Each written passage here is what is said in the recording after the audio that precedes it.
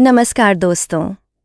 क्या आप जानते हैं कि सावन के इस अत्यंत पवित्र महीने में जब महादेव कण कण में वास करते हैं, तब आपके ही घर की रसोई में एक ऐसी भयानक ऊर्जा जन्म ले रही हो सकती है जो आपकी सारी सुख, शांति और धन संपदा को भस्म कर सकती है। हाँ, आपने बिल्कुल सही सुना। जिस रसोई को हम साक्षात माता अन्नपूर्णा का पवित्र मंदिर मानते हैं, वहीं अनजाने में की गई कुछ मामूली सी दिखने वाली भूलें आपके पूरे परिवार को दरिद्रता के उस गहरे अंधकार में धकेल सकती हैं जहां से वापसी का कोई मार्ग नहीं होता। क्या आप भी तो कहीं अनजाने में अपने ही घर का विनाश नहीं कर रहे हैं? हर हर महादेव। स्वागत है आप सभी का हमारे इस आध्यात्मिक और रहस्यमयी सफर में। मेरी भगवान शिव और माता पार्वती से ये विशेष प्रार्थना है कि जो भी भक्त इस वीडियो को लाइक करे, इसे अपने प्रियजनों के साथ शेयर करे, हमारे चैनल को सब्सक्राइब करे और कमेंट में सच्चे मन से हर हर महादेव लिखे। उसकी हर मनोकामना इसी सावन में पूर्ण हो जाए। महादेव आपके घर को हमेशा धन धान्य और सुख समृद्धि से भरा रखें। सावन का महीना केवल वर्षा ऋतु का आरंभ नहीं है, बल्कि ये वो समय है जब ब्रह्मांड की समस्त आध्यात्मिक ऊर्जा पृथ्वी पर केंद्रित हो जाती है। पुराणों और शास्त्रों में इस मास को भगवान शिव का सबसे प्रिय मास कहा गया है। इसी समय में माता पार्वती पृथ्वी पर भ्रमण करती हैं और हर घर की स्थिति को सूक्ष्म दृष्टि से देखती हैं। हमारा घर एक ब्रह्मांड के समान है और इस घर का केंद्र बिंदु हमारी रसोई होती है। रसोई केवल वो स्थान नहीं है जहां हमारे शरीर के लिए भोजन पकता है, बल्कि ये वो पवित्र यज्ञशाला है जहां हमारे परिवार का भाग्य, स्वास्थ्य और संस्कार गढ़े जाते हैं। शास्त्रों में स्पष्ट रूप से बताया गया है कि जैसा अन्न हम ग्रहण करते हैं, वैसा ही हमारा मन बनता है। अन्न में चेतना होती है और जब उस अन्न को पकाया जाता है तो उस स्थान की ऊर्जा और पकाने वाले के विचार उस अन्न में पूरी तरह से समाहित हो जाते हैं।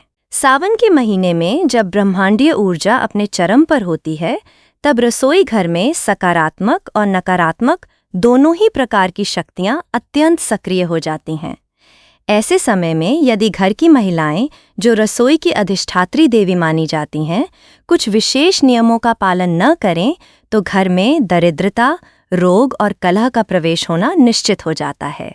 आज हम आपको उन 5 भयंकर गलतियों के बारे में बताने जा रहे हैं जो अक्सर महिलाएं सावन के महीने में अनजाने में कर बैठती हैं। ये गलतियां केवल लौकिक नहीं हैं, बल्कि इनका सीधा संबंध नवग्रहों, कर्म के सूक्ष्म सिद्धांतों और हमारे पूर्वजों की आत्माओं से है। इस वीडियो को अंत तक बहुत ही ध्यान से सुनिएगा, क्योंकि हो सकता है कि जिस परेशानी का सामना आप आज कर रहे हैं, उसका कारण आपकी रसोई में ही कहीं छिपा हो।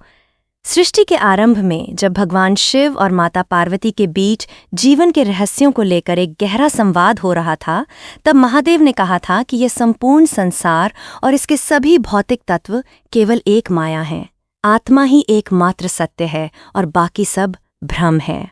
ये सुनकर माता पार्वती, जो स्वयं प्रकृति और अन्न की देवी हैं, अंतर्ध्यान हो गईं। उनके जाते ही पूरी पृथ्वी पर हाहाकार मच गया। त्रिलोक में अकाल पड़ गया। न जल बचा, न अन्न का एक भी दाना। देवता, ऋषि, मुनि और मनुष्य सभी भूख और प्यास से तड़पने लगे। तब महादेव को ये ज्ञात हुआ कि आत्मा भले ही शाश्वत है, लेकिन उस आत्मा को धारण करने वाले शरीर को जीवित रखने के लिए अन्न रूपी प्रकृति का होना अत्यंत आवश्यक है। इसके बाद भगवान शिव ने काशी नगरी में जाकर माता अन्नपूर्णा से भिक्षा मांगी थी। जब स्वयं देवाधिदेव महादेव अन्न और रसोई के महत्व को स्वीकार करते हैं, तो हम साधारण मनुष्य सावन के इस पवित्र महीने में रसोई की पवित्रता को कैसे अनदेखा कर सकते हैं? सावन का महीना शिव की आराधना और तपस्या का समय होता है। इस पूरे महीने में ब्रह्मांड की ऊर्जा बहुत ही सूक्ष्म और संवेदनशील हो जाती है। हमारे शास्त्र कहते हैं कि हमारा शरीर एक ब्रह्मांड है और हमारे घर की रसोई उस ब्रह्मांड का ऊर्जा केंद्र है। जिस प्रकार एक मंदिर में भगवान की मूर्ति स्थापित होती है, ठीक उसी प्रकार रसोई घर में साक्षात माता अन्नपूर्णा का वास होता है। रसोई केवल ईंट और पत्थरों से बना एक कमरा नहीं है, बल्कि ये वो पवित्र यज्ञशाला है जहां प्रतिदिन हमारे परिवार के सदस्यों के लिए जीवनदायी ऊर्जा का निर्माण होता है। परंतु अज्ञानता के कारण ये आधुनिक जीवन की भागदौड़ में महिलाएं अक्सर एक ऐसी भयंकर भूल कर बैठती हैं जो सीधे तौर पर घर की सुख, शांति और धन संपदा को नष्ट कर देती है। ये पहली और सबसे भयंकर भूल है सावन के महीने में रसोई घर में अशुद्धता का प्रवेश और जूठे बर्तनों का रात भर पड़े रहना तथा उसी अशुद्ध वातावरण में अगले दिन बिना स्नान किए भोजन पकाने की प्रक्रिया शुरू कर देना। आपको ये सुनने में शायद एक बहुत ही सामान्य सी बात लगे, लेकिन आध्यात्मिक और शास्त्रीय दृष्टि से ये एक अत्यंत गंभीर अपराध है। शास्त्रों में अन्न को ब्रह्म कहा गया है। अन्न ब्रह्म है और उसे पकाने वाली अग्नि देवता का स्वरूप है। जब आप रात के समय रसोई में जूठे बर्तन छोड़ देते हैं तो वहां की ऊर्जा पूरी तरह से तामसिक हो जाती है।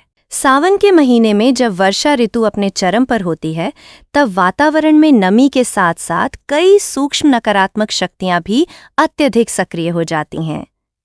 रात के अंधकार में जब घर के सभी लोग सो रहे होते हैं तब ये नकारात्मक और तामसिक शक्तियां उन जूठे बर्तनों और अशुद्ध रसोई घर की ओर आकर्षित होती हैं।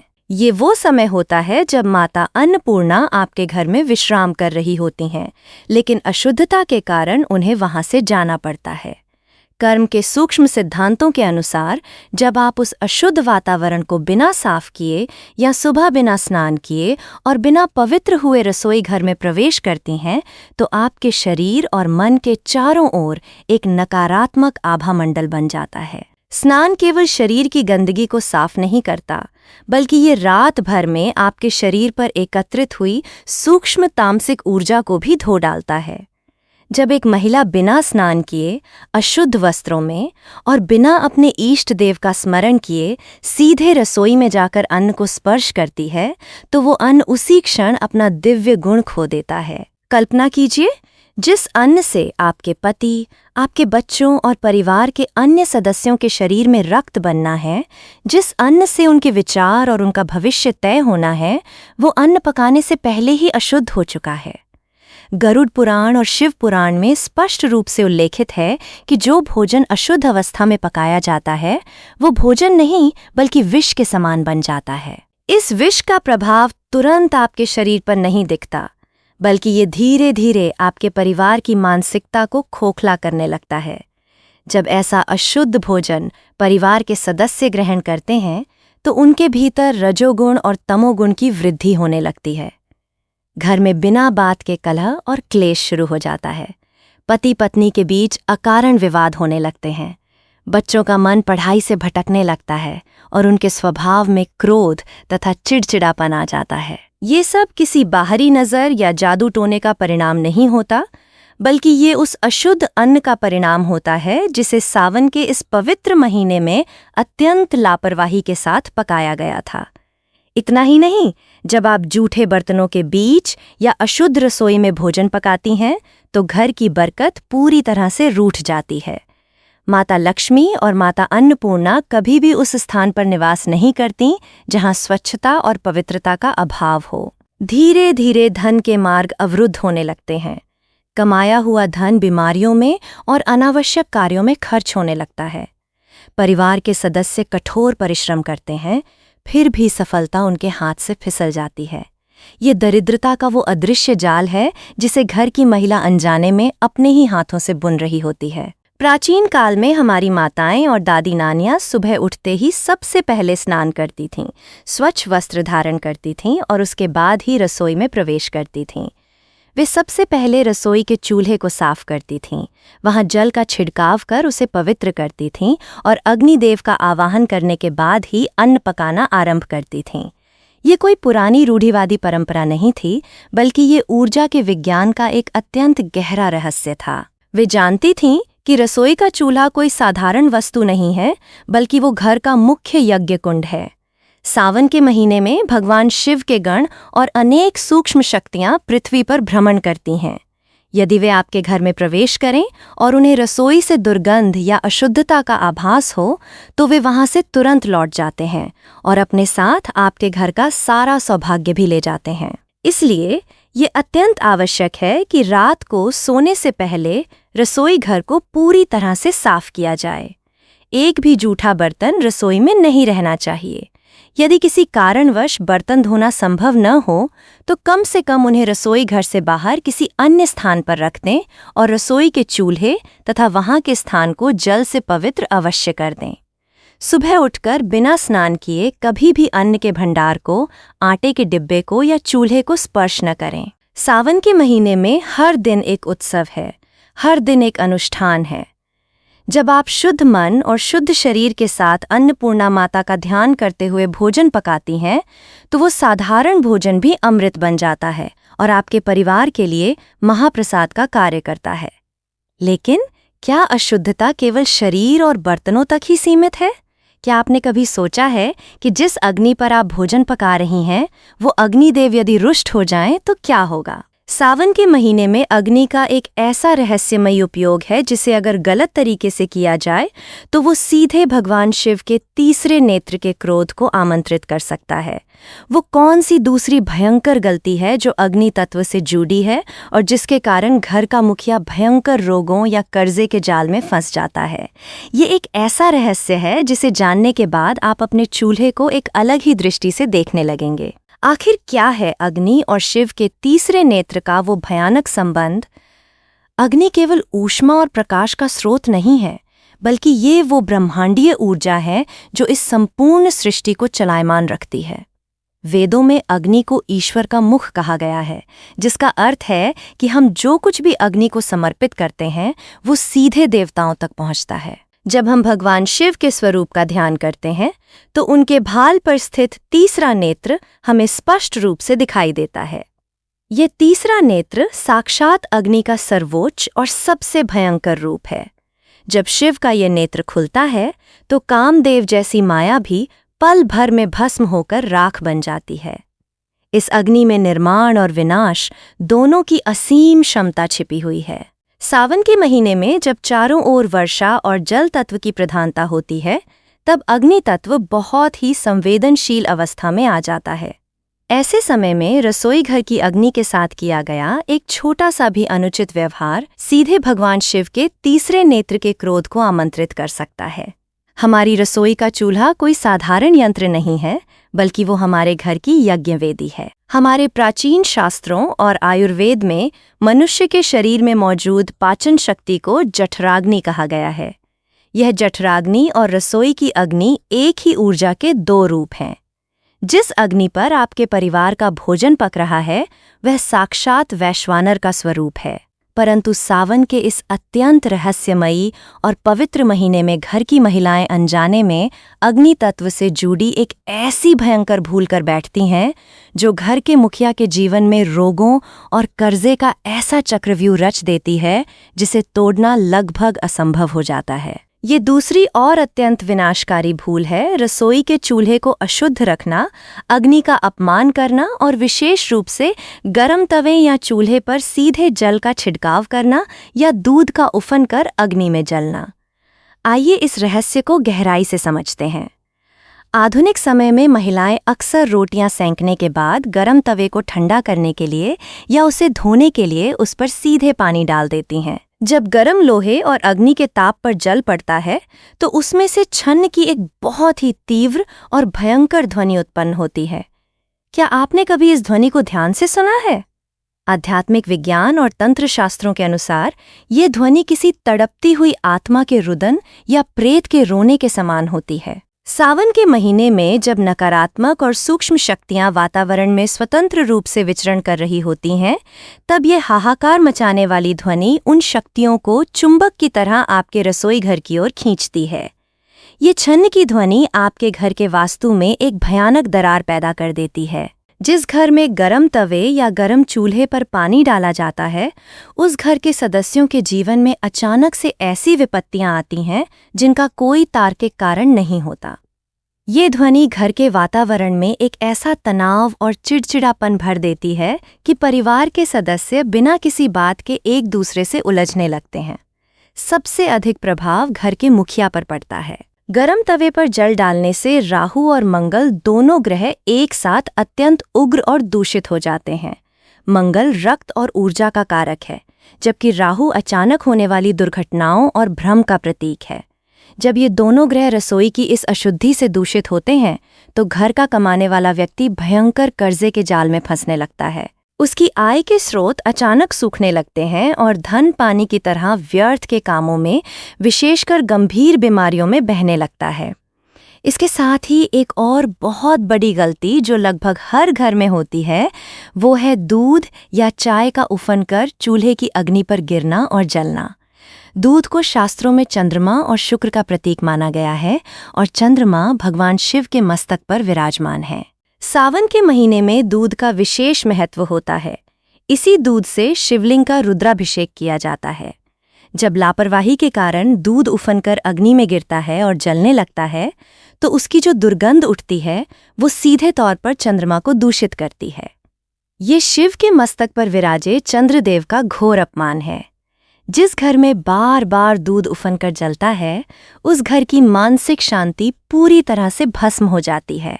घर के सदस्यों को रात में भयानक सपने आने लगते हैं, अनिद्रा की समस्या हो जाती है और परिवार की स्त्रियों का स्वास्थ्य लगातार गिरने लगता है। ये कोई संयोग नहीं है, बल्कि ये अग्नि और चंद्र तत्व के बीच होने वाले उस भयंकर टकराव का परिणाम है जिसे आपने अपनी ही रसोई में जन्म दिया है। अग्निदेव अत्यंत पवित्र हैं। जब आप भोजन पकाती हैं तो कभी भी चूल्हे की अग्नि को फूंक मारकर नहीं बुझाना चाहिए। हमारे मुख से निकलने वाली वायु में अशुद्धि होती है। उसमें हमारे शरीर के भीतर के कीटाणु और जूठापन होता है। जब कोई स्त्री अग्नि को फूंक मारकर बुझाती है तो वो साक्षात अग्निदेव के मुख पर अशुद्धि फेंकने का पाप करती है। इस पाप के कारण अन्नपूर्णा माता तुरंत रुष्ट हो जाती हैं और घर की बरकत उसी क्षण से कम होने लगती है। चूल्हे को हमेशा आदर के साथ गैस के नॉब से बंद करना चाहिए और यदि लकड़ी का चूल्हा है तो उसे शांत होने के लिए समय देना चाहिए। इसके अतिरिक्त चूल्हे पर कभी भी जूठे बर्तन नहीं रखने चाहिए। कई बार महिलाएं भोजन बनाने के बाद उसी चूल्हे पर जूठे चम्मच या जूठी कड़ाही छोड़ देती हैं। चूल्हा भगवान का आसन है। क्या आप अपने घर के मंदिर में भगवान की मूर्ति के पास जूठे बर्तन रख सकती हैं? यदि नहीं, तो चूल्हे पर जूठे बर्तन कैसे रखे जा सकते हैं? जब अग्निदेव का इस प्रकार घोर अपमान होता है, तो वे उस घर से अपनी सकारात्मक और जीवनदायी ऊष्मा वापस ले लेते हैं। फिर उस चूल्हे पर जो भी अन्न पकता है, वह शरीर को पोषण देने के बजाय बीमारियों को जन्म देता है। परिवार के लोगों के पेट और पाचन तंत्र से जुड़ी गंभीर बीमारियां उत्पन्न होने लगती हैं, क्योंकि उनका जठराग्नि चक्र पूरी तरह से असंतुलित हो चुका होता है। सावन के महीने में अग्निदेव की विशेष कृपा प्राप्त करने के लिए रसोई घर की महिलाओं को ये नियम बना लेना चाहिए कि भोजन पकाने से पूर्व चूल्हे को भली भांति साफ किया जाए। सुबह स्नान के पश्चात जब आप पहली बार चूल्हे को जलाएं, तो मन ही मन अग्निदेव और भगवान शिव का स्मरण करें। उन्हें प्रणाम करें और प्रार्थना करें कि हे अग्निदेव, आप हमारे घर के अन्न को अमृत बनाएं और हमारे परिवार को रोग मुक्त रखें। जब तवा या कड़ाही बहुत अधिक गर्म हो तो उसे चूल्हे से उतारकर प्राकृतिक रूप से ठंडा होने दें। भूलकर भी उस पर जल की एक बूंद भी न छिड़कें। कर्म का सिद्धांत बहुत ही सूक्ष्म और अटल है। हम जो ऊर्जा इस ब्रह्मांड में भेजते हैं, वही ऊर्जा कई गुना बढ़कर हमारे पास वापस आती है।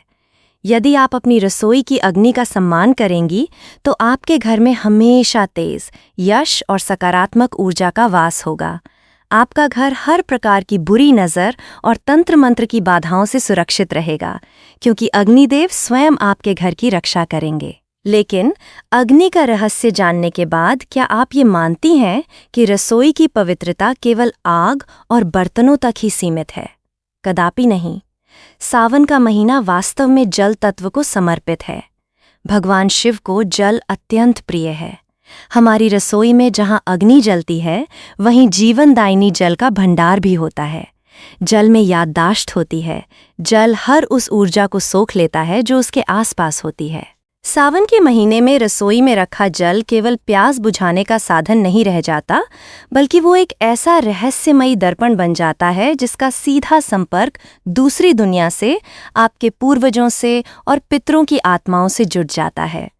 क्या आप जानती हैं कि जल को रखने और उसका उपयोग करने में होने वाली एक छोटी सी लापरवाही आपके घर में पितृदोष को कैसे जन्म दे सकती है? वो कौन सी तीसरी सबसे बड़ी और रहस्यमयी गलती है जो रसोई के जल को अमृत से बदलकर एक ऐसे श्राप में बदल देती है जो आपके बच्चों का भविष्य अंधकार में धकेल सकता है? आखिर जल और हमारे मृत पूर्वजों के बीच वो कौन सा अदृश्य बंधन है जो सावन के इस महीने में जागृत हो उठता है? सावन का महीना वास्तव में जल तत्व का महापर्व है। इस पूरे मास में आकाश से अमृत रूपी जल पृथ्वी पर गिरता है और ये वही जल है जिसे भगवान शिव अपने मस्तक पर धारण करते हैं। जल कोई साधारण वस्तु नहीं है जिसे हम केवल अपनी प्यास बुझाने का साधन मान लें। प्राचीन ग्रंथों और आधुनिक विज्ञान दोनों ने ये स्वीकार किया है कि जल में स्मृति होती है, जल में अपनी एक याददाश्त होती है। जल जिस भी स्थान पर होता है वह वहाँ की ऊर्जा, वहाँ के विचारों और वहाँ के कंपन को अपने भीतर समाहित कर लेता है। जब आप किसी पवित्र मंदिर में जाते हैं तो वहाँ का जल चरणामृत बन जाता है, क्योंकि उसने मंत्रों की ध्वनि और ईश्वर की सकारात्मक ऊर्जा को सोख लिया होता है। ठीक इसी प्रकार आपके घर की रसोई में रखा जल आपके घर के वातावरण और आपकी मानसिकता को प्रतिबिंबित करता है। लेकिन जल का एक और अत्यंत रहस्यमयी और गहरा संबंध है जो भौतिक दुनिया से परे है। हमारे शास्त्रों में रसोई घर में जल रखने के स्थान को परिंडा कहा जाता है। ये परिंडा केवल पानी रखने की जगह नहीं है, बल्कि ये हमारे घर में हमारे पितरों अर्थात हमारे मृत पूर्वजों का वास स्थान माना जाता है। पुराणों में उल्लेख है कि जब आत्मा शरीर छोड़ती है तो उसे सबसे अधिक तृष्णा जल की ही होती है। हमारे पूर्वज जो अदृश्य रूप में हमारे आसपास मौजूद होते हैं, वे शांति और तृप्ति की आशा में रसोई के इसी जल स्थान के पास आते हैं। सावन के महीने में जब परलोक और इहलोक के बीच के सूक्ष्म दरवाजे खुल जाते हैं, तब ये जल तत्व और भी अधिक शक्तिशाली और संवेदनशील हो जाता है। यहीं पर घर की महिलाएं अज्ञानतावश वो तीसरी और भयंकर गलती कर बैठती हैं जो सीधे तौर पर घर में भयंकर पितृदोष को जन्म देती है और परिवार की सुख शांति को समूल नष्ट कर देती है। ये तीसरी बड़ी गलती है रसोई घर में जल के स्थान को अपवित्र रखना, पीने के पानी को रात के समय खुला छोड़ देना, जल के बर्तनों को जूठे हाथों से स्पर्श करना और जल तथा अग्नि को एक ही स्थान पर या बहुत करीब रखना। आइए इस रहस्य के पीछे छिपे भयानक परिणामों को समझते हैं।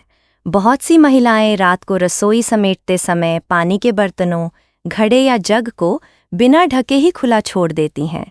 रात का समय, विशेषकर मध्य रात्रि के बाद का प्रहर, तामसिक शक्तियों और अतृप्त आत्माओं के विचरण का समय होता है। सावन के महीने में ये शक्तियाँ बहुत सक्रिय होती हैं। जब वे शक्तियाँ आपके घर में प्रवेश करती हैं और उन्हें रसोई में खुला जल मिलता है, तो वे उस जल की ऊर्जा को ग्रहण करती हैं। वो खुला हुआ जल रात भर में वातावरण की सारी नकारात्मकता, शोक और दरिद्रता को अपने भीतर सोख लेता है। सुबह उठकर जब आपके परिवार के सदस्य, आपके बच्चे या आपके पति उसी जल को पीते हैं, तो वो जल उन्हें जीवन नहीं देता, बल्कि वो नकारात्मक ऊर्जा सीधे उनके शरीर और मस्तिष्क में प्रवेश कर जाती है। ये वो धीमा जहर है जो परिवार की बुद्धि को भ्रष्ट कर देता है। जिस घर में ऐसा होता है, वहाँ के लोग हमेशा थका हुआ और उदास महसूस करते हैं। उनके मन में हमेशा एक अज्ञात भय और निराशा बनी रहती है। ये कोई शारीरिक बीमारी नहीं है, बल्कि ये उस दूषित जल का प्रभाव है जिसने उनकी चेतना को मलिन कर दिया है। इसके साथ ही जल के स्थान अर्थात परिंदे की साफ सफाई में लापरवाही करना एक बहुत बड़ा आध्यात्मिक अपराध है। कई बार देखा जाता है कि लोग जल के बर्तन के ठीक पास ही कूड़ादान रख देते हैं या जूठे बर्तन रख देते हैं। शास्त्रों के अनुसार ये साक्षात पितरों का अपमान है। जब पितर जल ग्रहण करने की आशा में आते हैं और वहां अशुद्धि या दुर्गंध पाते हैं, तो वे अत्यंत क्रोधित और निराश होकर लौट जाते हैं। जब पितर रुष्ट होते हैं तो घर में ऐसा भयंकर पितृदोष लगता है जिसका निवारण आसानी से नहीं होता।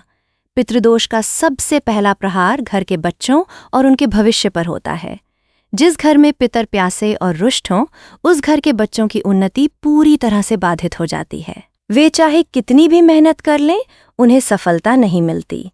विवाह में अकारण देरी होने लगती है, और यदि विवाह हो भी जाए तो संतान सुख में भारी बाधाएं उत्पन्न होती हैं। घर में पैसा तो आता है, लेकिन वो कभी टिकता नहीं है। हर समय घर में एक भारीपन और उदासी का वातावरण छाया रहता है। ये सब इसलिए होता है क्योंकि जिन पितरों का आशीर्वाद घर की रक्षा कवच का कार्य करता था, वे अब अपनी ही संतानों से विमुख हो गए हैं। एक और बहुत सूक्ष्म लेकिन गंभीर भूल जो महिलाएं अक्सर करती हैं, वो है जल और अग्नि का टकराव करवाना। रसोई में चूल्हा अग्निदेव का स्थान है और मटका या आरो जल तत्व का प्रतीक है। कई घरों में जगह की कमी या अज्ञानता के कारण चूल्हे के बिल्कुल पास ही पीने का पानी रख दिया जाता है। अग्नि और जल दोनों एक दूसरे के परम शत्रु हैं। जब इन दोनों तत्वों को एक साथ रखा जाता है तो घर का वास्तु पूरी तरह से खंडित हो जाता है। इस टकराव से उत्पन्न होने वाली ऊर्जा घर के सदस्यों के स्वभाव में भारी असंतुलन लाती है। अग्नि और जल के इस अनुचित मिलन से परिवार के लोगों की वाणी कठोर हो जाती है। छोटी छोटी बातों पर भयंकर विवाद होने लगते हैं और घर का वातावरण किसी युद्ध के मैदान जैसा बन जाता है। महिलाओं के स्वास्थ्य पर इसका अत्यंत विपरीत प्रभाव पड़ता है। विशेषकर उन्हें मानसिक तनाव और हार्मोनल असंतुलन का सामना करना पड़ता है। सावन के महीने में ये वास्तुदोष कई गुना अधिक विनाशकारी हो जाता है, क्योंकि ये सीधे तौर पर भगवान शिव के दो प्रमुख स्वरूपों अग्नि और जल का अपमान है। इस भयंकर गलती से बचने और पितरों का आशीर्वाद प्राप्त करने का मार्ग बहुत ही सरल लेकिन अत्यंत प्रभावशाली है। सावन के इस पवित्र महीने में ये नियम बना लें कि रसोई घर में जहाँ भी पीने का पानी रखा हो, उस स्थान को किसी देवस्थान के समान स्वच्छ रखें। पानी के बर्तन हमेशा ऊपर से ढके हुए होने चाहिए ताकि कोई भी नकारात्मक ऊर्जा उस जल में प्रवेश न कर सके। कभी भी बिना हाथ धोए या जूठे हाथों से जल के घड़े को स्पर्श न करें। जल भरते समय मन में भगवान शिव का स्मरण करें, जिससे वो जल साधारण जल न रहकर एक औषधि और अमृत बन जाए। यदि संभव हो तो सावन के महीने में प्रतिदिन शाम के समय अपने रसोई घर में जल के स्थान के पास एक छोटा सा घी का या तिल के तेल का दीपक अवश्य प्रज्वलित करें। ये दीपक आपके पितरों के मार्ग को आलोकित करता है। जब पितर उस प्रकाश और पवित्र जल को देखते हैं तो वे अत्यंत प्रसन्न होते हैं और अपने वंशजों को सुख, समृद्धि और अखंड सौभाग्य का आशीर्वाद देकर जाते हैं। जिस घर में ये छोटा सा कार्य किया जाता है, वहाँ कभी अकाल मृत्यु नहीं होती और धन के भंडार हमेशा भरे रहते हैं। परंतु जल और अग्नि के रहस्य को समझने के बाद भी यदि आपको लगता है कि आप सुरक्षित हैं, तो ये आपका बहुत बड़ा भ्रम हो सकता है। हमारी रसोई में मौजूद हर एक वस्तु नवग्रहों से जुड़ी है। क्या आपने कभी अपनी रसोई में रखे उन बर्तनों को ध्यान से देखा है जिनमें आप भोजन पकाती हैं या परोसती हैं? धातु केवल एक भौतिक पदार्थ नहीं है, बल्कि ये ब्रह्मांडीय ऊर्जाओं को खींचने वाला एक शक्तिशाली एंटीना है। क्या आप जानती हैं कि आपके रसोई घर के बर्तनों में एक ऐसा गहरा अंधकार छिपा हो सकता है जो सीधे तौर पर छायाग्रहों, राहु और केतु को आपके घर में आमंत्रित कर रहा हो? वो कौन सी चौथी और कंपा देने वाली गलती है जो बर्तनों से जुड़ी है और जो राहु केतु को आपके घर की चौखट पार करने का निमंत्रण दे देती है? जब ये मायावी ग्रह घर में प्रवेश करते हैं तो वे क्या विनाश लीला रचते हैं? ये एक ऐसा रहस्य है जो आपको भीतर तक झकझोर कर रख देगा। आखिर बर्तनों और ग्रहों के बीच वो कौन सा अदृश्य और भयानक खेल चल रहा है जिससे आप अब तक अनजान हैं? ब्रह्मांड में मौजूद हर धातु किसी न किसी ग्रह का प्रतिनिधित्व करती है। प्राचीन काल के ऋषि, मुनि और कीमियागर इस बात को भली भांति जानते थे कि सोना, चांदी, तांबा, पीतल और लोहा केवल खदानों से निकले हुए निर्जीव पत्थर नहीं हैं, बल्कि ये ब्रह्मांडीय ऊर्जाओं को अवशोषित करने वाले अत्यंत शक्तिशाली यंत्र हैं। जिस प्रकार एक एंटीना रेडियो तरंगों को खींचकर ध्वनि में बदल देता है, ठीक उसी प्रकार हमारी रसोई में मौजूद विभिन्न धातुओं के बर्तन आकाशमंडल में घूम रहे नवग्रहों की रश्मियों को खींचकर हमारे भोजन में प्रवाहित कर देते हैं। सावन के महीने में जब शिव तत्व पृथ्वी पर सर्वाधिक सक्रिय होता है, तब आकाश से बरसने वाली ऊर्जा अत्यंत तीव्र होती है। ऐसे में हमारी रसोई के बर्तन इस ऊर्जा को या तो हमारे लिए वरदान बना सकते हैं या फिर एक भयंकर श्राप। ज्योतिष और अध्यात्म में राहु और केतु को छायाग्रह माना गया है। इनका अपना कोई भौतिक अस्तित्व नहीं है। ये केवल अंधकार, भ्रम, छल और अचानक होने वाले विनाश के प्रतीक हैं। देवताओं और दानवों के बीच हुए समुद्र मंथन की कथा में स्वरभानु नामक जिस असुर ने छल से अमृत पान किया था, उसी के कटे हुए सिर को राहु और धड़ को केतु कहा जाता है। ये दोनों मायावी शक्तियां हमेशा मानव जीवन में प्रवेश करने के लिए ऐसे छिद्रों और कमजोरियों की तलाश में रहती हैं जहां पवित्रता और प्रकाश का अभाव हो। राहु का सीधा संबंध गंदगी, टूटी फूटी चीजों, कबाड़ और विकृत अवस्थाओं से है। वहीं केतु ध्वनियों, झटके और अलगाव का कारक है। जब सावन के पवित्र मास में हम अपने घर को शिव की आराधना के लिए तैयार करते हैं, तब ये छायाग्रह हमारी रसोई की एक विशेष अशुद्धि के माध्यम से हमारे जीवन में घुसपैठ करने का प्रयास करते हैं।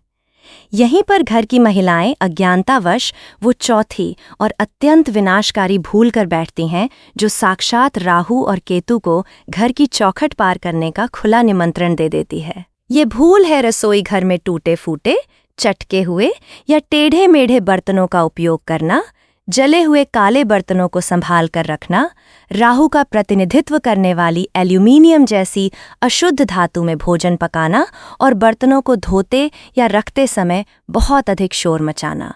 कई बार देखा जाता है कि कांच या चीनी मिट्टी की कोई प्लेट या कटोरी किनारे से थोड़ी सी चटक जाती है और महिलाएं उसे फेंकने के बजाय ये सोचकर इस्तेमाल करती रहती हैं कि ये अभी भी काम आ सकती है। इसी प्रकार कड़ाही या पतीले का पैंदा जलकर काला हो जाता है या वो गिरकर पिचक जाता है, फिर भी वो रसोई का हिस्सा बना रहता है। आपको ये जानकर आश्चर्य होगा कि वास्तुशास्त्र और तंत्र विज्ञान में किसी भी टूटे या चटके हुए बर्तन को राहु का साक्षात निवास स्थान माना गया है।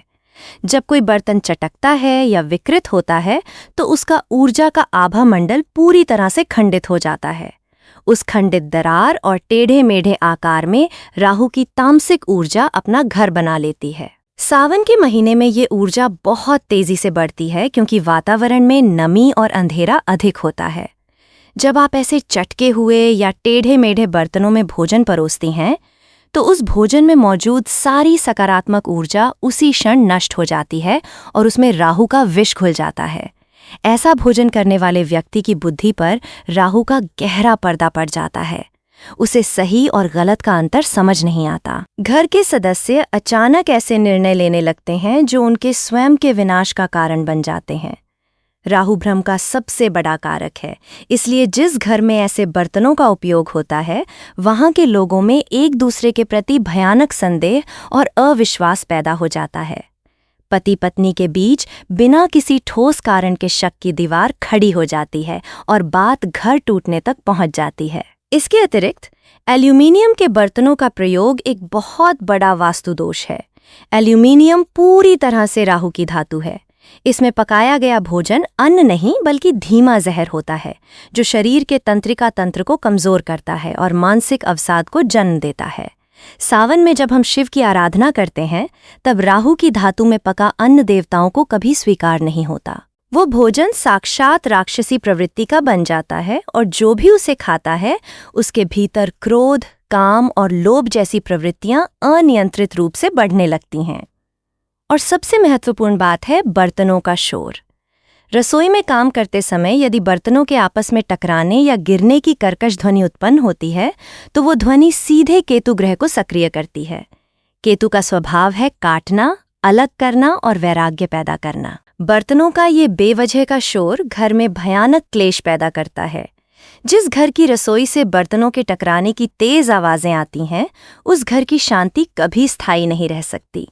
वहां के पितर और देवता उस शोर से घबराकर घर छोड़ देते हैं और उनकी जगह दरिद्रता और कलह का वास हो जाता है। ये ध्वनि आपके घर की सकारात्मक ऊर्जा को उसी तरह काट देती है जैसे कैंची कपड़े को काटती है। सावन के इस महीने में यदि आप अपने घर को राहु और केतु के इस भयंकर प्रकोप से बचाना चाहती हैं, तो आज ही अपनी रसोई का निरीक्षण करें। जो भी बर्तन चटक गया हो, जिसका आकार बिगड़ गया हो या जो बुरी तरह जल गया हो, उसे तुरंत घर से बाहर निकाल दें।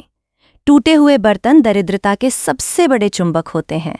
उन्हें मोहवश घर में रखना अपने ही हाथों अपने पैरों पर कुल्हाड़ी मारने के समान है। भोजन पकाने और परोसने के लिए सात्विक धातुओं जैसे पीतल, तांबा, कांसा या फिर अच्छी गुणवत्ता वाले स्टील का उपयोग करें। बर्तनों को धोते समय और रखते समय हमेशा ये ध्यान रखें कि उनमें से कोई कर्कश आवाज न निकले। बर्तनों को हमेशा सम्मान के साथ रखें। बर्तनों की चमक आपके घर के ग्रहों की चमक का निर्धारण करती है, इसलिए उन्हें हमेशा साफ और चमचमाते हुए रखें। जब बर्तन चमकते हैं तो सूर्य और चंद्र की शुभ रश्मियां आपके अन्न में प्रवेश करती हैं और आपका परिवार हमेशा स्वस्थ और संपन्न रहता है। परंतु यदि आपने अपनी रसोई के बर्तनों को चमका लिया, जल और अग्नि का स्थान भी शुद्ध कर लिया, तो क्या आप पूरी तरह से सुरक्षित हो गए? ये एक बहुत बड़ा भ्रम है। भौतिक वस्तुओं की शुद्धि तो केवल एक बाहरी आवरण है।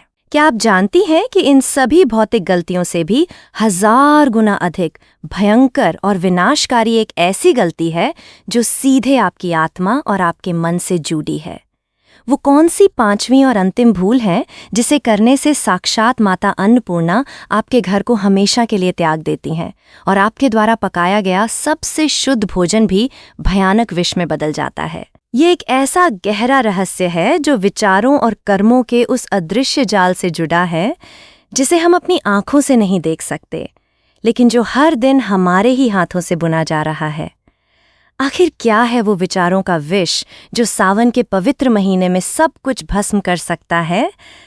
अभी तक हमने रसोई घर की भौतिक और बाहरी अशुद्धियों के बारे में अत्यंत गहराई से जाना है। हमने समझा कि कैसे झूठे बर्तन, जलती हुई अग्नि का अपमान और दूषित जल हमारे घर के वास्तु और ग्रहों को पूरी तरह से नष्ट कर देते हैं।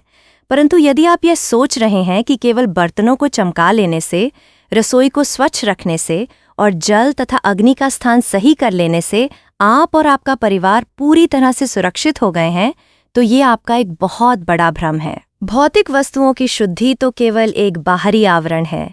ये तो केवल शरीर को स्नान कराने जैसा है। असली रहस्य और सबसे भयानक खतरा तो उस अदृश्य दुनिया में छिपा है जिसे हम अपनी आंखों से देख नहीं सकते, लेकिन जो हर पल हमारे अस्तित्व को आकार दे रही है। ये वो क्षेत्र है जहां मनुष्य की चेतना, उसके विचार और उसकी आत्मा सीधे ब्रह्मांड की शक्तियों से संवाद करते हैं। यहीं पर घर की महिलाएं सावन के इस अत्यंत पवित्र महीने में वो 5वीं और सबसे भयंकर भूल कर बैठती हैं जो एक झटके में उनके द्वारा किए गए सारे पुण्यों, सारी साफ सफाई और सारी पूजा पाठ को राख के ढेर में बदल देती है। ये एक ऐसी भूल है जो सीधे साक्षात माता अन्नपूर्णा के हृदय पर प्रहार करती है और उन्हें हमेशा के लिए उस घर को त्यागने पर विवश कर देती है। ये भूल इतनी सूक्ष्म है कि इसे करते समय किसी को इसका आभास तक नहीं होता, लेकिन इसका परिणाम इतना भयानक होता है कि वो पीढ़ियों तक परिवार का पीछा नहीं छोड़ता। ये 5वीं सबसे गंभीर और विनाशकारी भूल है। भोजन बनाते समय मन में नकारात्मक विचारों को स्थान देना, क्रोध करना, रोना, किसी के प्रति ईर्ष्या या द्वेष रखना और मानसिक रूप से अशांत होकर अन्न को पकाना। आइए इस अत्यंत गहरे और रहस्यमयी आध्यात्मिक विज्ञान को समझते हैं। हमारा शास्त्र कहता है कि अन्न में चेतना होती है। अन्न केवल कार्बोहाइड्रेट, प्रोटीन या विटामिन का निर्जीव समूह नहीं है। ये साक्षात जीवन है। ये प्रकृति की वो ऊर्जा है जो सूर्य की किरणों, पृथ्वी के खनिजों और जल के अमृत से मिलकर बनी है।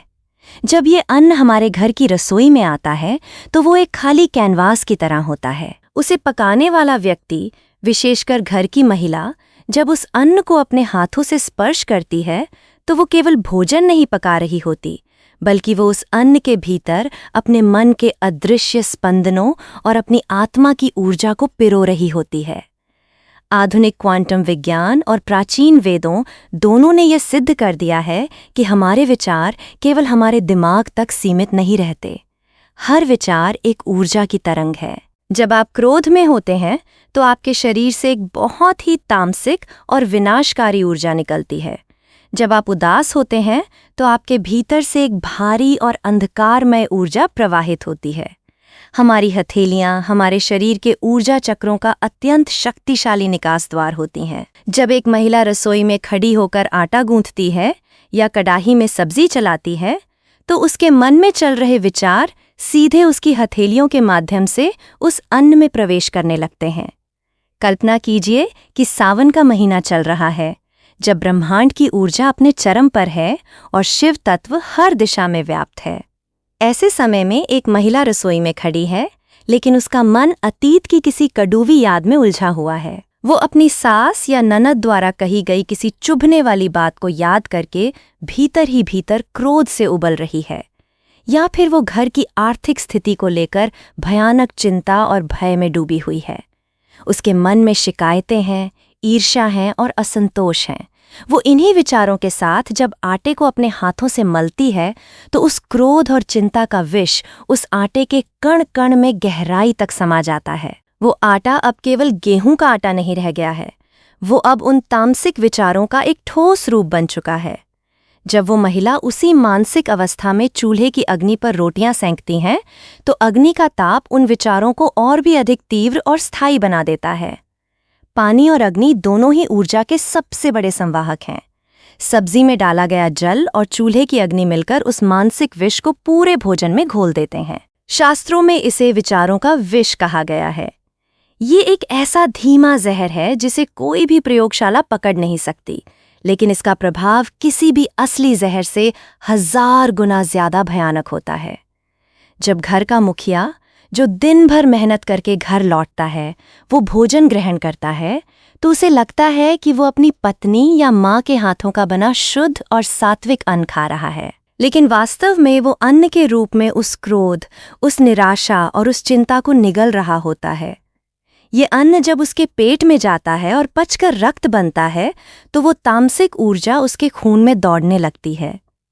यही रक्त जब मस्तिष्क तक पहुंचता है तो उस व्यक्ति की बुद्धि पूरी तरह से भ्रष्ट होने लगती है। वो बिना किसी कारण के चिड़चिड़ा हो जाता है। उसे अपनी ही पत्नी या बच्चों पर अकारण क्रोध आने लगता है। उसकी सोचने समझने की क्षमता क्षीण हो जाती है और वो अपने व्यापार या नौकरी में गलत निर्णय लेने लगता है। इसी प्रकार जब घर के बच्चे वो विचारों के विष से भरा हुआ भोजन खाते हैं तो उनका कोमल मन और मस्तिष्क उस भारी नकारात्मक ऊर्जा को सहन नहीं कर पाता। बच्चे विद्रोही हो जाते हैं, उनका पढ़ाई से मन पूरी तरह उचट जाता है और वे बुरी संगति की ओर आकर्षित होने लगते हैं। घर में एक अजीब सा तनाव फैल जाता है। कोई किसी से सीधे मुंह बात नहीं करता। छोटी छोटी बातों पर भयंकर लड़ाई झगड़े होने लगते हैं। लोग इसे वास्तु दोष, ग्रह दोष या किसी की बुरी नज़र मानकर तांत्रिकों और ज्योतिषियों के चक्कर काटते रहते हैं। वे ये समझ ही नहीं पाते कि इस विनाश की जड़ कहीं और नहीं, बल्कि उनकी अपनी ही रसोई में पके हुए उस अन्न में है जिसे रोज विषाक्त विचारों के साथ पकाया जा रहा है। अन्न और मन का ये संबंध इतना गहरा है कि प्राचीन काल में ऋषि, मुनि और राजा महाराजा इस बात का विशेष ध्यान रखते थे कि उनका भोजन कौन पका रहा है। चाणक्य नीति और विदुर नीति में स्पष्ट कहा गया है कि यदि भोजन पकाने वाला व्यक्ति मन से दुखी है या उसके भीतर आपके प्रति द्वेष है तो उसका पकाया हुआ भोजन कभी नहीं करना चाहिए, क्योंकि वो साक्षात मृत्यु के समान है। जब घर की महिला स्वयं अपने ही परिवार के लिए रोते हुए या क्रोधित होकर भोजन बनाती है तो वो अनजाने में अपने ही हाथों अपने परिवार के भविष्य की चिता सजा रही होती है। सावन के महीने में भगवान शिव के गण, योगिनियाँ और अनेक दिव्य शक्तियाँ पृथ्वी पर विचरण करती हैं। माता पार्वती अन्नपूर्णा के रूप में हर घर के द्वार पर आती हैं। जब वे किसी घर की रसोई में प्रवेश करती हैं और देखती हैं कि वहाँ भोजन तो पक रहा है, लेकिन उसे पकाने वाली स्त्री का मन ईर्ष्या, क्रोध और अंधकार से भरा हुआ है, तो माता का हृदय अत्यंत व्यथित हो जाता है। माता अन्नपूर्णा को शांति, प्रेम और भक्ति का वातावरण अत्यंत प्रिय है। जहाँ विचारों की अशुद्धि होती है, वहाँ माता एक क्षण भी नहीं रुकती। वे उस घर से हमेशा के लिए विदा ले लेती हैं। जिस घर से अन्नपूर्णा रूठ कर चली जाती हैं, वहाँ कभी बरकत नहीं आ सकती। वहाँ कितना भी धन आ जाए, लेकिन वो धन बीमारियों में, मुकदमों में या व्यसनों में नष्ट हो जाता है। उस घर के लोग महंगे से महंगे पकवान खाते हैं, लेकिन फिर भी उनका शरीर हमेशा रोगों से घिरा रहता है, क्योंकि अन्न से जो जीवनदायिनी शक्ति मिलनी चाहिए थी, वो माता के जाते ही समाप्त हो जाती है। घर में अलक्ष्मी का वास हो जाता है और पूरा परिवार धीरे धीरे दरिद्रता के उस गहरे दलदल में डूब जाता है, जहाँ से बाहर निकलने का कोई रास्ता नहीं बचता। भोजन पकाना एक महायज्ञ है, जब एक स्त्री स्नान करके, शुद्ध वस्त्र धारण करके और अपने इष्ट देव का स्मरण करते हुए प्रसन्न मुद्रा में रसोई में प्रवेश करती है, तो वो रसोई साक्षात तीर्थ बन जाती है। जब वो प्रेम और वात्सल्य के साथ आटा गूंथती है और मन ही मन भगवान शिव के मंत्रों का जाप करती है, तो उसके हाथों से बहने वाली वो दिव्य ऊर्जा उस अन्न को महाप्रसाद में बदल देती है। ऐसा भोजन जब परिवार के सदस्य करते हैं तो उनके भीतर सत्व गुण की वृद्धि होती है। उनके मन में शांति, प्रेम और एक दूसरे के प्रति सम्मान की भावना पैदा होती है। घर का मुखिया जब ऐसा सात्विक भोजन खाकर अपने कार्यक्षेत्र में जाता है तो उसके चारों ओर एक ऐसा सकारात्मक आभा मंडल बन जाता है कि वो जहां भी हाथ डालता है उसे सफलता ही मिलती है। बच्चे आज्ञाकारी और मेधावी बनते हैं। इसलिए ये अत्यंत आवश्यक है कि सावन के इस पावन मास में रसोई में प्रवेश करते ही अपने मन के सभी नकारात्मक विचारों को बाहर ही छोड़ दें। यदि आपका मन अशांत है, यदि आप किसी बात को लेकर अत्यधिक क्रोधित या दुखी हैं, तो कुछ समय के लिए रुक जाएं। एक गिलास पानी पिएं, लंबी सांस लें, भगवान शिव का ध्यान करें और जब आपका मन शांत हो जाए, केवल तभी अन्न को स्पर्श करें। कभी भी किसी की निंदा करते हुए, चुगली करते हुए या फोन पर किसी से विवाद करते हुए भोजन न पकाएं। आपका मन जितना शांत और पवित्र होगा, आपका पकाया हुआ भोजन परिवार के लिए उतना ही बड़ा वरदान साबित होगा। लेकिन अब एक बहुत ही गंभीर और डराने वाला प्रश्न उठता है। यदि हमसे या हमारे परिवार से सावन के इस पवित्र महीने में या इससे पहले अज्ञानतावश ये 5 भयंकर गलतियां हो चुकी हैं, तो क्या अब कोई आशा नहीं बची है? यदि अशुद्धता के कारण, विचारों के विष के कारण और अग्नि तथा जल के अपमान के कारण माता अन्नपूर्णा रुष्ट होकर हमारे घर से जा चुकी हैं और घर में दरिद्रता, रोग तथा कलह ने अपना स्थायी डेरा जमा लिया है, तो क्या इस विनाशकारी चक्र को तोड़ने का कोई मार्ग है? क्या शास्त्रों में कोई ऐसा गुप्त और शक्तिशाली प्रायश्चित बताया गया है जिससे हम भगवान शिव और माता पार्वती को पुनः प्रसन्न कर सकें? वे कौन से अत्यंत रहस्यमयी और अचूक उपाय हैं जिन्हें करने से हमारे घर की खोई हुई सुख, शांति, बरकत और देवी अन्नपूर्णा का आशीर्वाद वापस लौट सकता है? यह एक ऐसा गहरा रहस्य है जो आपके जीवन की दिशा को पूरी तरह से बदल सकता है और आपके घर को पुनः एक स्वर्ग बना सकता है।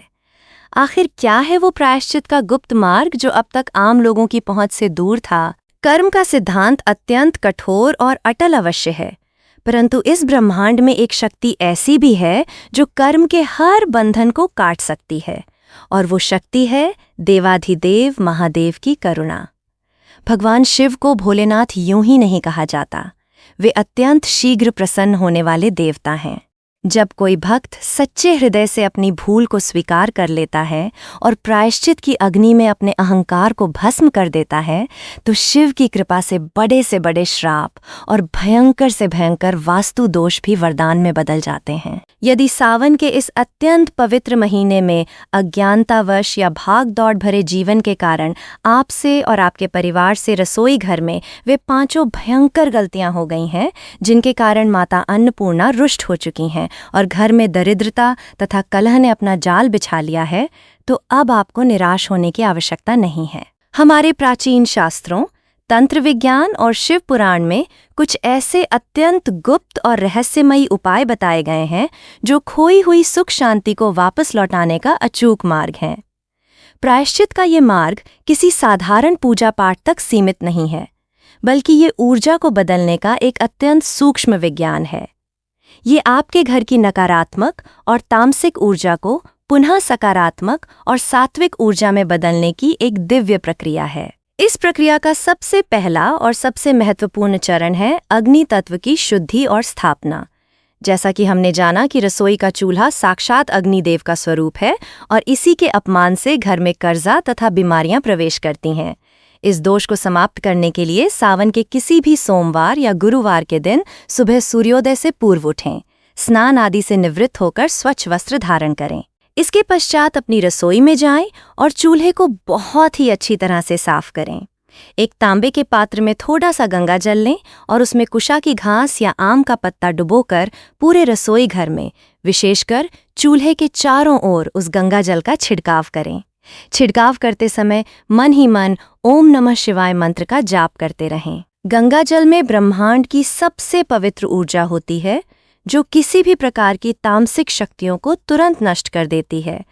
इसके बाद चूल्हे पर एक छोटा सा मिट्टी का दीपक रखें और उसमें शुद्ध देसी घी डालकर प्रज्वलित करें। अग्निदेव का ध्यान करें और हाथ जोड़कर सच्चे मन से ये प्रार्थना करें कि हे अग्निदेव, हे वैश्वानर, हमसे अज्ञानतावश आपकी पवित्रता को लेकर जो भी भूल हुई है उसके लिए हम क्षमा प्रार्थी हैं। हमारे घर के अन्न को अमृत बनाएं और हमारे परिवार को सभी रोगों तथा दरिद्रता से मुक्त करें। ये छोटा सा उपाय आपके चूल्हे के आसपास फैले हुए उस भयंकर नकारात्मक आभा मंडल को तुरंत भस्म कर देगा और अग्निदेव पुनः आपके घर में जीवनदायिनी ऊर्जा का प्रवाह आरंभ कर देंगे। प्रायश्चित का दूसरा गुप्त उपाय जल तत्व और पितृदोष से जुड़ा है। दूषित जल और गलत स्थान पर रखे गए जल के कारण जो पितृदोष घर में उत्पन्न हो जाता है, उसका निवारण करना अत्यंत आवश्यक है। सावन के महीने में एक नया मिट्टी का घड़ा या कलश लेकर आएं। यदि आप आरओ का पानी भी पीते हैं तो भी रसोई में एक छोटा सा मिट्टी का कलश अवश्य रखें। इस कलश को अच्छी तरह धोकर उसमें शुद्ध जल भरें और उसमें थोड़ा सा गंगा जल मिला दें। इस कलश के कंठ पर एक लाल रंग का कलावा या रक्षा सूत्र बांधें। ये रक्षा सूत्र उस जल को किसी भी प्रकार की नकारात्मक ऊर्जा से सुरक्षित रखेगा। इस कलश को रसोई के उत्तर या ईशान कोण में स्थापित करें। ध्यान रहे कि ये स्थान चूल्हे से दूर होना चाहिए। शाम के समय जब दिन ढल रहा हो और रात होने वाली हो, जिसे गोधूली वेला कहा जाता है, उस समय इस जल के कलश के पास एक तिल के तेल का दीपक अवश्य जलाएं और उसका मुख दक्षिण दिशा की ओर रखें। दक्षिण दिशा यम और पितरों की दिशा मानी जाती है। जब आप ये दीपक जलाते हैं और पितरों से क्षमा मांगते हैं, तो वो प्रकाश सीधे पितृलोक तक पहुंचता है। आपके रूठे हुए पितर उस पवित्र जल और दीपक के प्रकाश को देखकर अत्यंत तृप्त होते हैं। उनका सारा क्रोध शांत हो जाता है और वे जाते जाते आपके घर को अखंड सौभाग्य, धन और वंश वृद्धि का आशीर्वाद दे जाते हैं। ये एक इतना शक्तिशाली और अचूक उपाय है कि इसे करते ही आप अपने घर के वातावरण में एक अद्भुत शांति और हल्कापन महसूस करेंगे। तीसरा रहस्यमयी उपाय राहु और केतु के उस भयंकर मायाजाल को तोड़ने के लिए है, जो चटके हुए और अशुद्ध बर्तनों के माध्यम से आपकी रसोई में प्रवेश कर चुका है। इसका प्रायश्चित बहुत ही स्पष्ट और कठोर है। सावन के महीने में बिना किसी मोह के अपनी रसोई से उन सभी बर्तनों को बाहर निकाल दें जो चटक गए हैं, जिनका आकार पिचक गया है या जो बहुत बुरी तरह से जलकर काले हो चुके हैं। इन बर्तनों को कबाड़ी को दे दें या घर से बहुत दूर किसी निर्जन स्थान पर छोड़ आएं। भूलकर भी इन टूटे बर्तनों को अपने घर के किसी कोने में या स्टोर रूम में छुपाकर न रखें, क्योंकि राहु की ऊर्जा वहां भी अपना काम करती रहेगी। इन अशुद्ध बर्तनों को बाहर निकालने के बाद सावन के महीने में घर में एक नया पीतल या तांबे का बर्तन अवश्य लेकर आएं, चाहे वो एक छोटी सी कटोरी या लोटा ही क्यों न हो। पीतल साक्षात बृहस्पति का प्रतीक है और तांबा सूर्य और मंगल का शुभ रूप है। जब ये पवित्र धातुएं आपके घर की रसोई में प्रवेश करती हैं, तो राहु और केतु का अंधकार हमेशा के लिए वहां से दूर हो जाता है। बृहस्पति के प्रभाव से घर के सदस्यों में ज्ञान, सद्बुद्धि और धर्म की वृद्धि होती है। चौथा और सबसे शक्तिशाली उपाय उस विचारों के विष को समाप्त करने के लिए है जो मानसिक अशांति के कारण अन्न में घुल चुका है। यही वो उपाय है जो रूठी हुई माता अन्नपूर्णा को वापस आपके घर की चौखट पर खींच लाएगा। सावन के महीने से ही ये कठोर नियम बना लें कि रसोई में प्रवेश करते समय आपका मन पूरी तरह से शांत हो। भोजन पकाना शुरू करने से पहले अपने दोनों हाथों को अच्छी तरह धोएं और माता अन्नपूर्णा का स्मरण करें।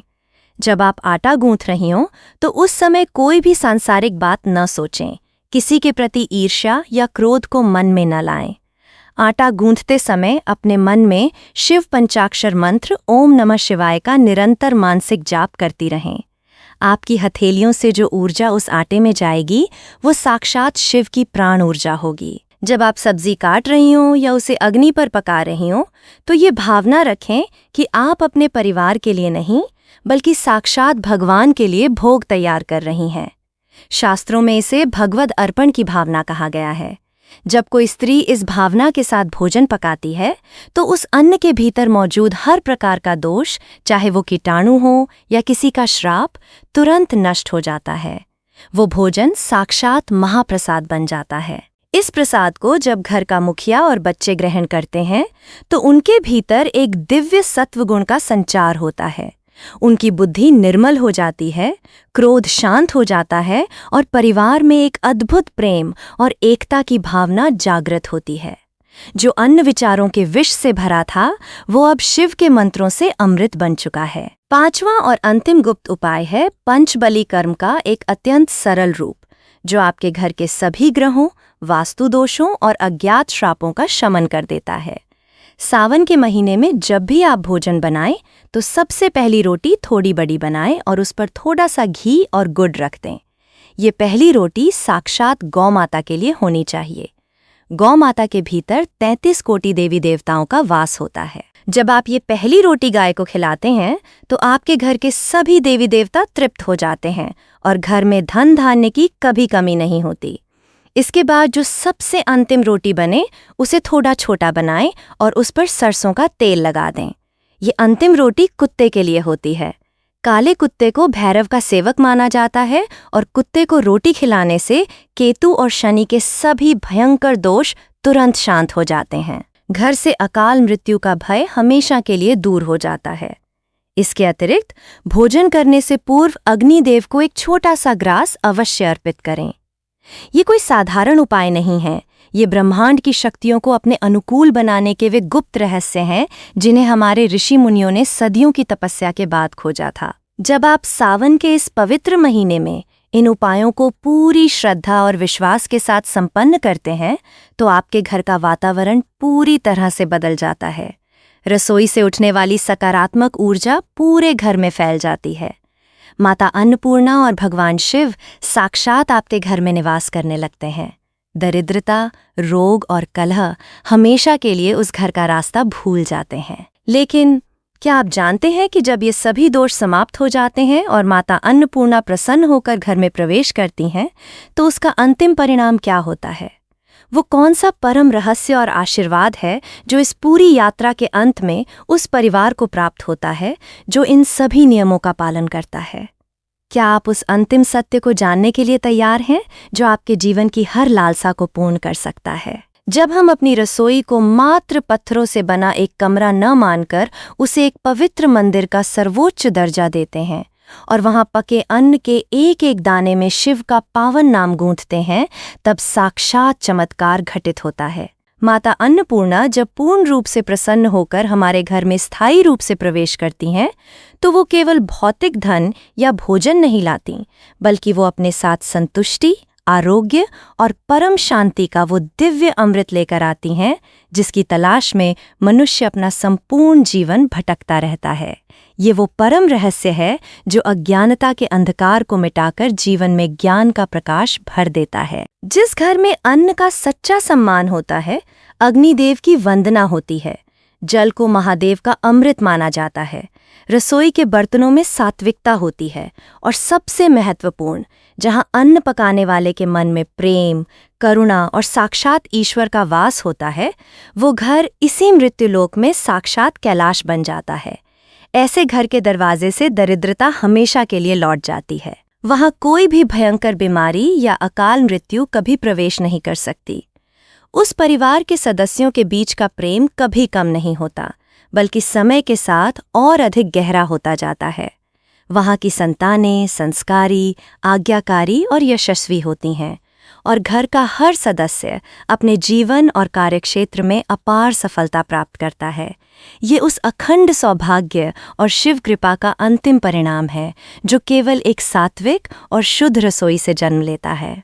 सावन का ये अत्यंत पावन महीना हमें यही महान संदेश देता है कि बाहरी अशुद्धियों को दूर करने के साथ साथ हमें अपने भीतर के विकारों और अहंकार को भी धोना होगा। जब भीतर और बाहर दोनों ओर पूर्ण पवित्रता होती है, केवल तभी देवाधिदेव महादेव की सच्ची और असीम कृपा प्राप्त होती है। हमारी रसोई हमारे घर का धड़कता हुआ हृदय है और यदि हृदय शुद्ध हो तो पूरा शरीर और संपूर्ण घर हमेशा स्वस्थ, सुरक्षित और ऊर्जावान रहता है। आइए हम सब मिलकर सावन के इस पवित्र अवसर पर यह कठोर संकल्प लें कि हम अपनी रसोई को एक यज्ञशाला मानेंगे और अपने हर विचार को शिव के श्री चरणों में अर्पित करेंगे। हम सच्चे मन से प्रार्थना करते हैं कि हे जगत जननी माता अन्नपूर्णा, हे करुणा सागर महादेव, आप हमारे सभी ज्ञात और अज्ञात अपराधों को क्षमा करें। हमारे घर में सदैव अखंड सुख, शांति, समृद्धि और आरोग्य का वास हो। हमारे घर के अन्न के भंडार कभी खाली न हो और हम सदैव भूखों और ज़रूरतमंदों की सहायता करने में सक्षम रहें। अंत में हम सर्वे भवन्तु सुखिन, सर्वे सन्तु निरामया की महान भावना के साथ इस रहस्यमयी और आध्यात्मिक चर्चा को यहीं विश्राम देते हैं। सभी प्राणी सुखी हों, सभी रोग मुक्त हों, सभी का कल्याण हो और कोई भी दुख का भागी न बने। हमें पूर्ण आशा है कि आज का ये गहरा और ज्ञानवर्धक सफ़र आपके जीवन में एक बहुत बड़ा सकारात्मक बदलाव लेकर आएगा। यदि आपको ये जानकारी मूल्यवान और कल्याणकारी लगी हो तो इस वीडियो को लाइक करें, अपने परिवार और सभी मित्रों के साथ इसे अधिक से अधिक शेयर करें और ऐसे ही आध्यात्मिक रहस्यों को जानने के लिए हमारे चैनल को सब्सक्राइब अवश्य करें। कमेंट में सच्चे मन और अपार श्रद्धा के साथ हर हर महादेव लिखना न भूलें, जिससे सावन के इस पवित्र महीने में महादेव का सीधा आशीर्वाद आप सभी को प्राप्त हो सके। देवों के देव महादेव और माता पार्वती आपके और आपके पूरे परिवार की सदैव रक्षा करें। हर हर महादेव।